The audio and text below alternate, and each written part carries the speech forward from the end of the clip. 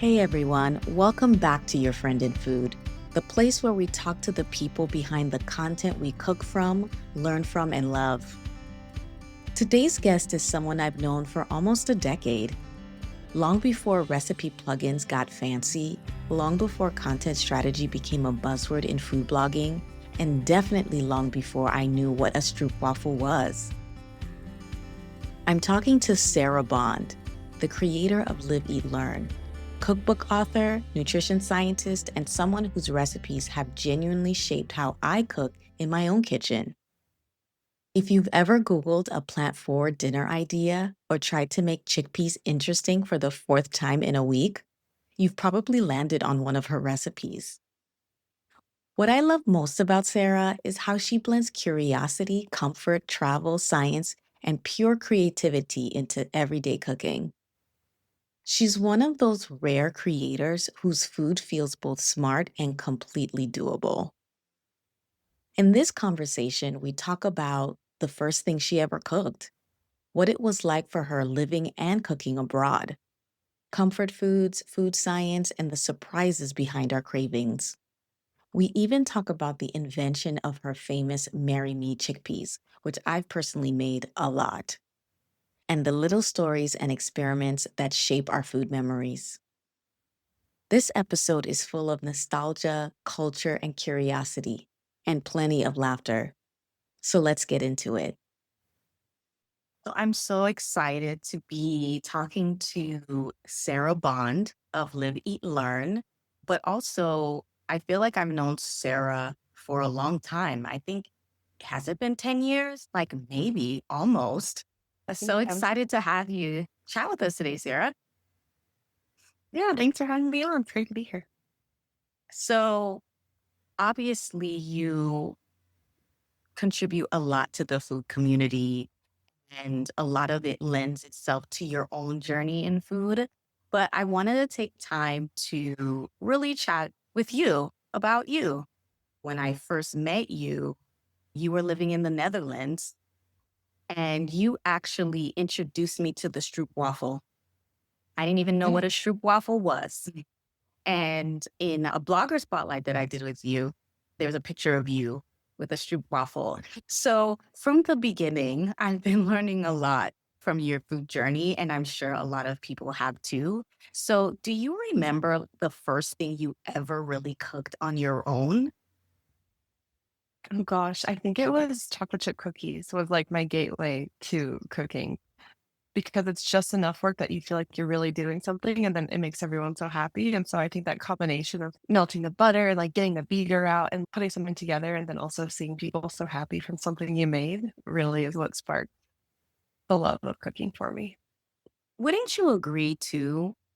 It's one thing to see your parents or family members cooking in the kitchen and following along versus following a recipe, being guided by that experience. It's also super unique the first time you do something like that too. So it's the accomplishment of starting something from beginning to end and it works, but also following those instructions too. I think chocolate chip cookies was also the first thing I made as well, or something similar. Yeah. Yeah. I They remember I used to love just like collecting the recipes. Like I would go on craft.com, I think it was, and I would just collect like print off these recipes and put them in my binder and I called them Sarah's cookbook. Because I just not that I would even make all of them because I was still so young, but just the idea that you could make like a dish like that, I thought was just so fascinating. So I was a big so collector of recipes, interesting. I think even before I cooked. Yeah. Oh, so it was almost visionary.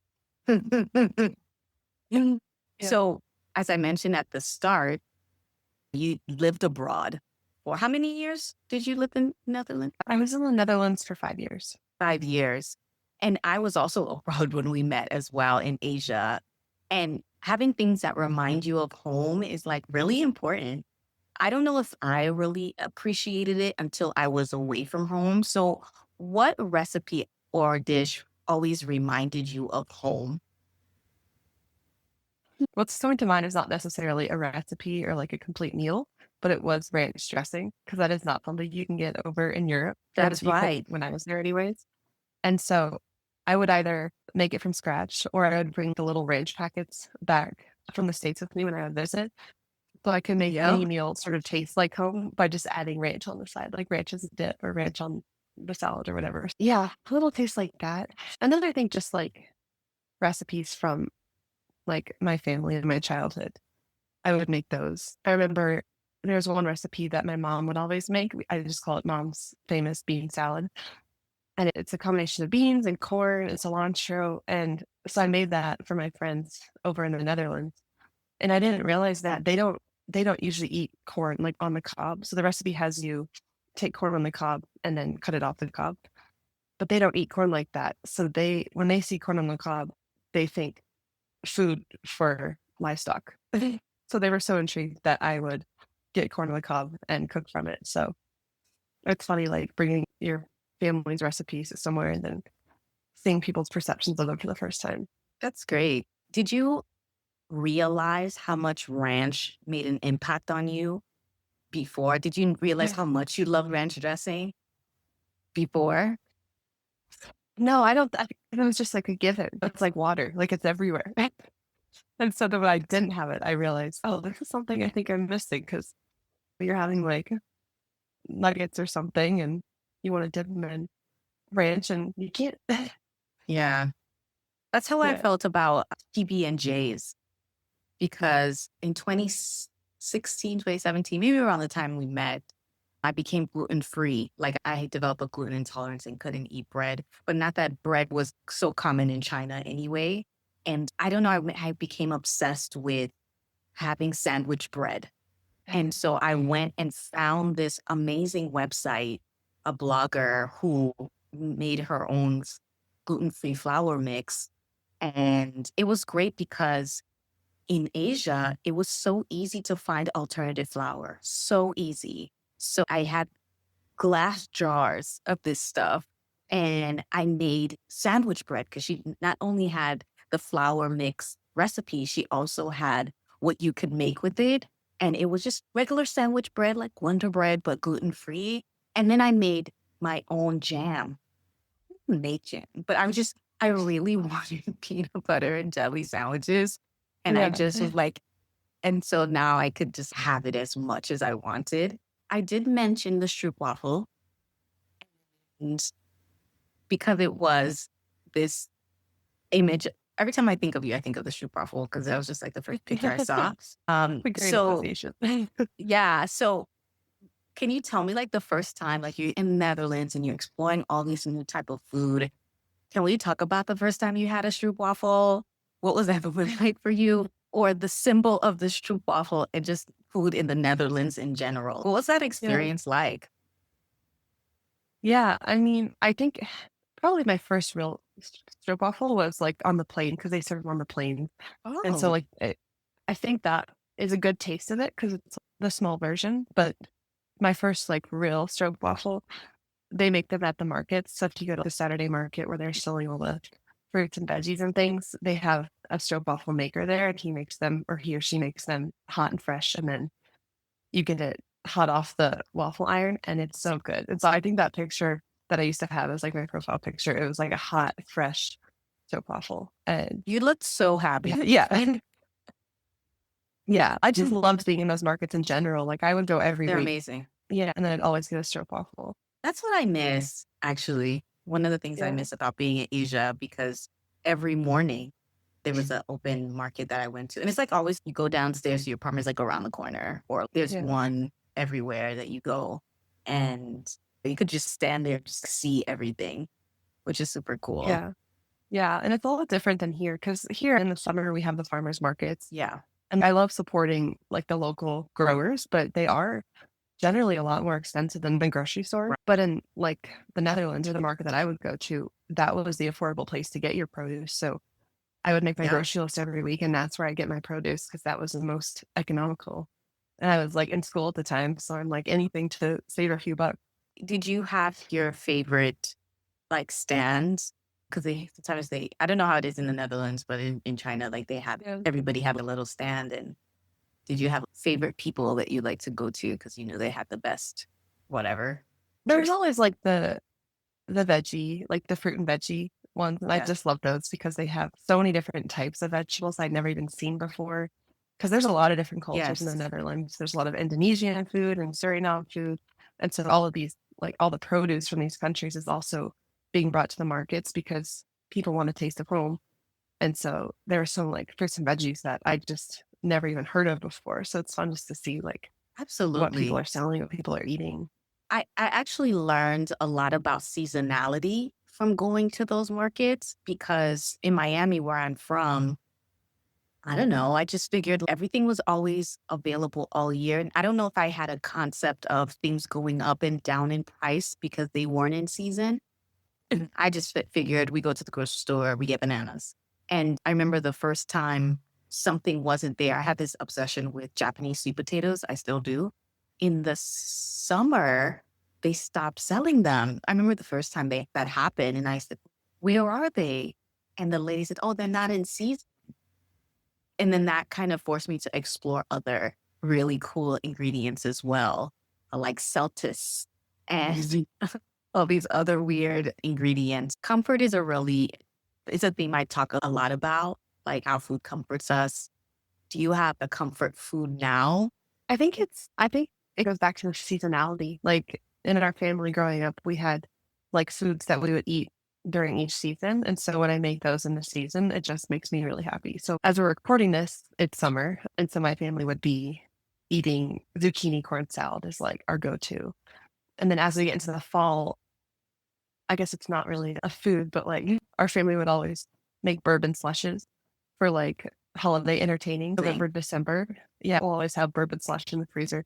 And so just going back to the recipes that I've had for the last 20 seasons, it's just like a way of celebrating like the season and the year. And it always makes me really happy. That's really cool. Yeah. And another thing that stood out to me when I discovered your blog way back when is that you were studying in the Netherlands, you're studying nutrition, food science related, and it shows up in your content. To be honest, I think at that time I didn't really see a lot of that happening. And because I was in food tech, it was just really cool to see that it could be educational too, the learn part of your Yeah. blog. And I'm sure that required a lot of experimentation because you're also on your own learning journey too. Do you have a food experiment that just failed but taught you something anyway? That's a good one. I feel like I have a lot of fails in the kitchen. And like usually it just comes down to like, the flavor, the texture of things not working. One that was like coming to mind that was just like a really funny fail is I was trying to make an eggplant omelet. It's like a popular dish in the Philippines. And so you basically roast the whole eggplant until it's soft, and then you peel it, and then you squish it, and then you dip it in egg, and then you pan fry it. So I was doing the roasting of the eggplant, and I just skipped a step where you're supposed to prick it with a fork because I Hmm. thought that was just I'm always trying to reduce the amount of steps. And so I just thought, was that really necessary? Yeah. And I found out that it is because I heard an explosion in my oven and the eggplant had all exploded in the oven. Oh, Yeah, so that was a yeah. mess. So it's also the journey of learning as well. I feel like anytime you cook, there's going to be an explosion. I think you cannot get through cooking and learning without something exploding at some point. And then you realize, Yeah. oh, that's why that's I have there. definitely learned that every time you think you can blend something without the lid on, the blender will be on high. Yes. It's just, I think there's a science behind it because every time I think I could probably get away with no lid right now, the mixture will be green and it will be on high and it will go everywhere. For me sometimes learning about an ingredient has changed my perspective about the food later. Has that ever happened to you? Has the science that you've learned about an ingredient changed your opinion about a food you didn't even like before? I would say so. The example that's coming to mind isn't a food necessarily, but it's so we studied wine in my sensory science degree. And I usually don't like wine. Like historically, I never liked wine. But we spent an entire week basically dissecting like the flavors and the aromas in wine. Like scientifically, there was a machine that you put the wine into, and then it broke down every single aroma that was in it. So you could really see like the layers of flavors in it. And I think seeing it like that was really eye-opening. Like, it just really made me appreciate the flavors that are in it more than I was before, and so I'm still trying to have an appreciation for wine. I still don't think I'm there, but I think learning the scientific sort of makeup of Mhm. that, of wine, has really helped me to understand it a bit better. Yeah, Okay. wine is an interesting topic. There is such a science behind wine and the wine tastings that I've gone to. You could tell people who are super passionate about it. So I think whatever you choose in your path of food, it's not just for flavor. Even that can be super scientific. Salt, Fat, Acid, Heat is one of my favorite books. And and I like to follow people who are really into food science too. And that includes wine and things like that. So it's just super interesting. Even if you don't consume it yourself, like you have to give it up to those the Yeah. wine growers and makers. It's quite a complex thing. So the thing I like about the science aspect is there's innovation. There's an innovative aspect of it. Science always is, and especially when it comes to food science. And part of innovation is that I'm Jason too is technology. And everybody who cooks loves a good kitchen gadget. So if you could invent a kitchen gadget or tool that should exist by now, what would it be? The gadget that I use every day is the air fryer, which I feel like has been pretty revolutionary for me. But something that could, like, really replicate frying, because air frying, like, it does, but, like, it's still a convection oven. Like, Yeah. you still have to coat the thing in oil. So I'm thinking if there was a way you could, like, I don't know, replicate frying better to give, like, that crispy, actual, like, mouthfeel of having the crispy oil on it. I think about things so different now that like, I feel like the last 10 years of my life, my perspective on cooking and appliances has really changed. And also, I remember listening to a talk recently or last year about consumerism in the age bracket of like zillennials. So from Gen Z to millennials, and how we don't have the space that our parents had. And so counter space is a commodity, but it's really about one thing that does everything. And I think that that's just so the fact that you're minimalist, a lot of us are. I'm very minimalist too. I Yeah. just got an Instapot, Mm. just like and it's because my husband are very intentional about the things that we purchase. I have exactly three pans: a quart pan, a saucier, and a pot that you boil with. That's it. Oh, and a Dutch oven. That's it. To me, I feel like that's all you need. I think if there could be something that can just do or like Inspector Gadgety, it looks like this and then it'll change. Yeah, So I I would think love more, that like, built-in things to the kitchen. 'Cause going back to visit the Netherlands a couple of weeks ago, a lot of them are now having, like, hot water kettles built into their sink. yes. And so you turn on the sink and it's just boiling water, so you can instantly, like, you don't have to wait for water to boil for pasta or whatever.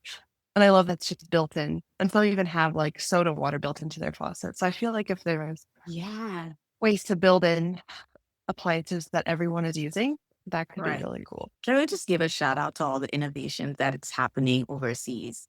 Because there is a lot. I've been to Japan a few times, and I've just been mesmerized by the smart ways that they make appliances in other countries as well. Just like logical, they really optimize for their lack of space. I think that's also a thing when you see Yeah. places where they innovate and they're really smart. Like I had a two-in-one washer and dryer when I was in Asia.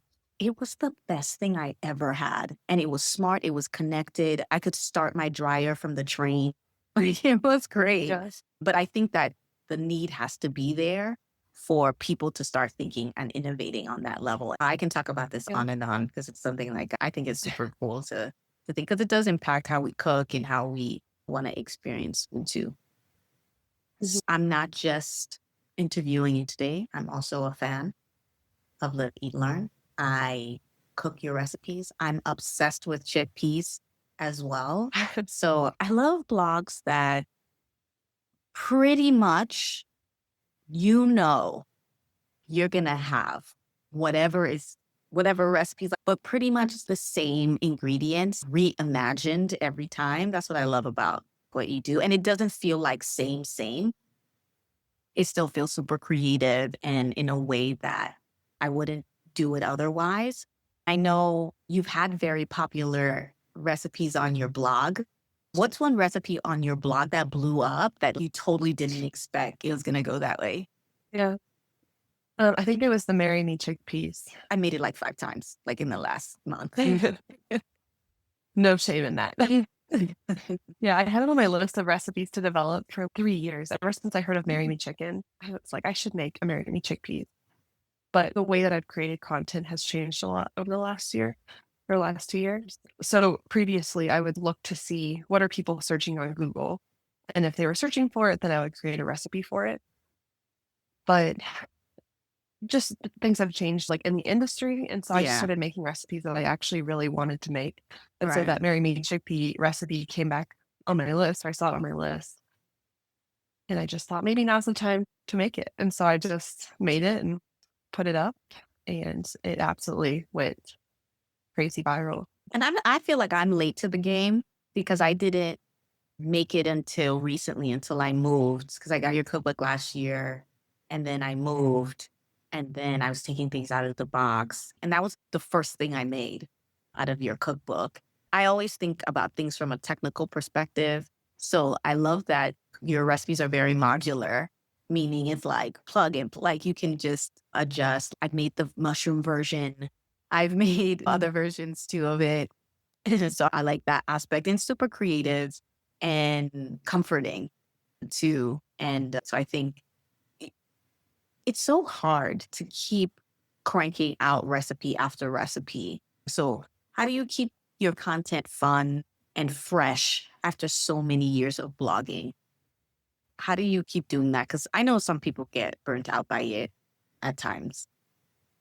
I think travel has a lot, it helps a lot. Just experiencing different cultures and different types of food, and then seeing how ingredients are used in different ways.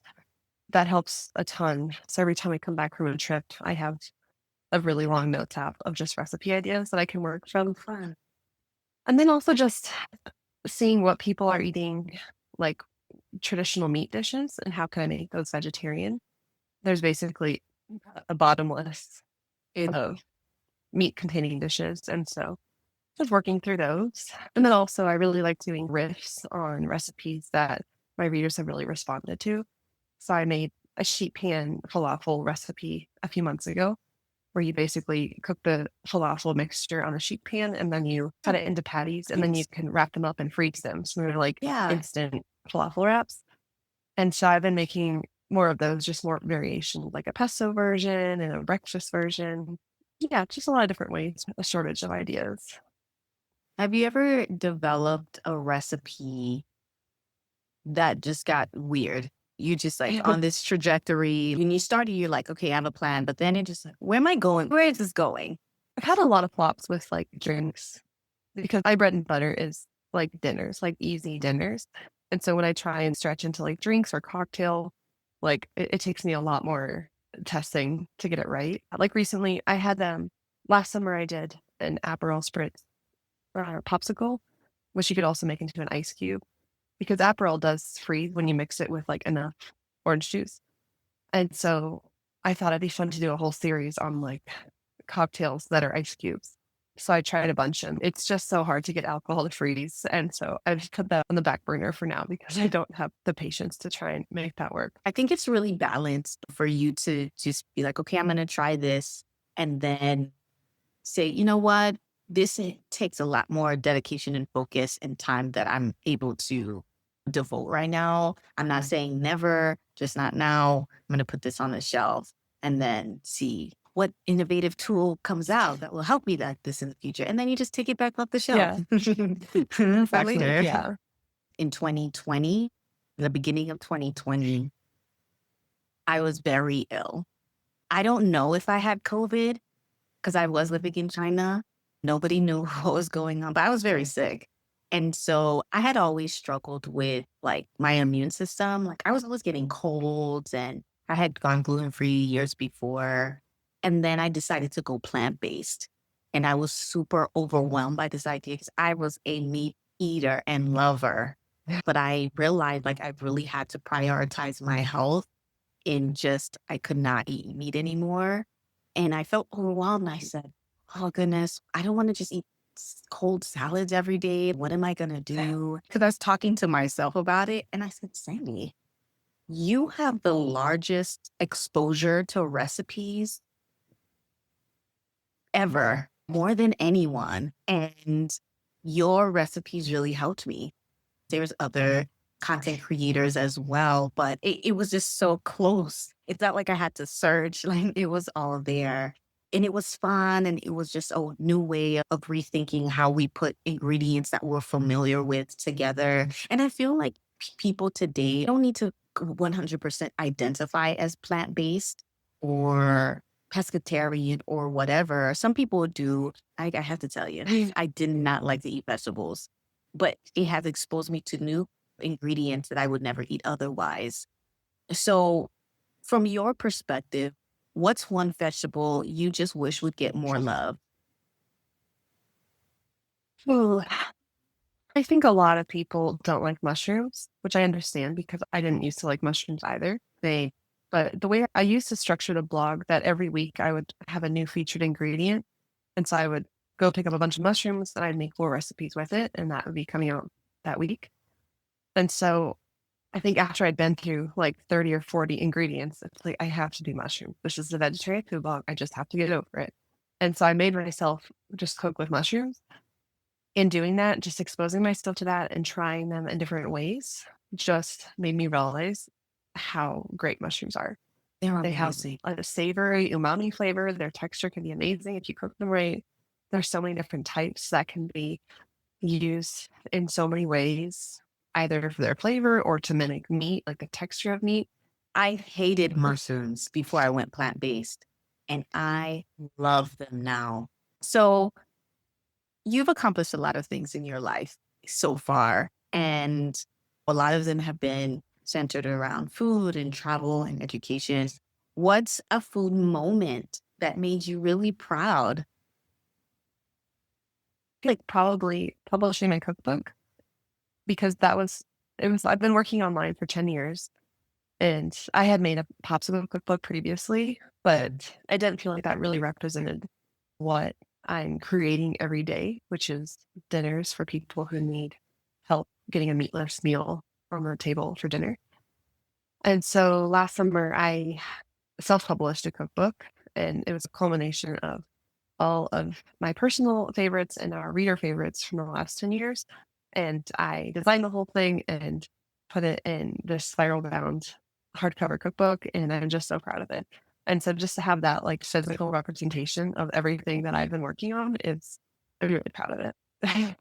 I'm also really proud of your cookbook as well. I Thank you. I think the smartness behind it. I'm not the best cook in the world. My specialty is in the construction of a recipe and the logic of the guidance, even the construction of the cookbook itself. And that spiral bound idea is just from a use perspective. I'm so sad. I have a lot of cookbooks, but one of the cookbooks that I love, the binding broke. And so if you're opening it and closing it often, it makes it that you're actually going to use it. It's not like a showpiece. And I think that really encourages people to actually get it out and use it more. I don't know the page numbers. I just know, oh, it's in soupy things. It's in cook there. And yeah, that's definitely something to be proud of because it really Thank you. resonates around how people cook and the intentionality of cooking and wanting people to really have something to repeat and create their own food memories. And I always say you're successful when your recipe becomes someone else's signature dish. And I think there's a lot of signature dishes in your cookbook Oh, that so people true. are gonna that people are gonna claim as theirs. So you've won. Speaking of signature dishes, if your life could be a signature dish right now, what would it be called? Oh, that's tough. I don't know. I'm thinking like you were talking about soupy thing. I think it'd be some sort of soupy thing that would be like I love like toppings on soups. Yeah. So I can't actually pin down what the flavor or like what the soup would be, but just I love like adding like a meal is never just a meal. It needs to have the toppings and the sausage and the I feel like there's just so many components. Yeah, it would be something like a cozy soupy thing. It's definitely got like crispy chickpeas on top. It's definitely got like a creamy sauce on top. Every bite is a little different. Yeah, a fusion of things. A fusion of things. Yeah. I will say that when you think about your journey over the last 10 or so years between your cooking and your travel, even your early years, like growing up, what don't people know about you that they'd be surprised about? I think what's coming to mind is not necessarily a great attribute, but I'm not a very patient person. And I think that's why I've fallen into this career of I can test a recipe for a week and then just put it up online and like I can instantly get people's like stories about it and like reviews about Mm, it. And but I think that also translates into my cooking as well. If something's gonna take more than an hour, like I'm losing patience with it. And yeah. so I think I do see a lot of that in a lot of sort of my actions as I go through the kitchen and life that I'm always, because of my impatience, trying to make things more efficient or easier or just a bit less time consuming. Yeah. And I think sometimes when we learn things about ourselves, we just have to change the narrative. It sounds negative. And so just changing the narrative using that weakness, and it's like a superpower. It's a live, eat, Yeah. learn superpower. But I've Yeah, really that's so enjoyed true. talking to you today. As always, it's always so easy to talk to you. And I appreciate you sharing your journey. And I feel like a lot of the ways that I think about you as a person and the things that you shared really has reflected in the way that I also experience your recipes and has created my own food memories. And I think a lot of people feel that way about you as well. And it takes a lot of energy to really share that part of yourself. But I think you've done it in a way that's super balanced. And I think that's why you've been able to continue on for so long. And it's been nice to even learn newer things about you that I didn't know. So I really appreciate your time. Yeah. Thank you so much for having me on. Talking to Sarah always reminds me why I love doing this show. She doesn't just create recipes, she creates possibility. She takes familiar ingredients and teaches us how to see them differently, taste them differently, and enjoy them in new ways. And somehow she does all of that with the calm energy of someone who could turn a kitchen fail into a life lesson. If you haven't already, go check out liveeatlearn.com and her cookbook, Eat 100 Easy Vegetarian Recipes You'll Make Again and Again. And if you need proof of her genius, make the Marry Me Chickpeas, trust me. Thank you, Sarah, for sharing your stories, your science brain, your travel memories, and your comfort foods with all of us. And thank you for listening. If this episode made you smile, reminded you of a food memory, or gave you a new dish to try, let me know. I love hearing what resonates. Until next time, I'm Sandie, and you've been listening to Your Friend in Food.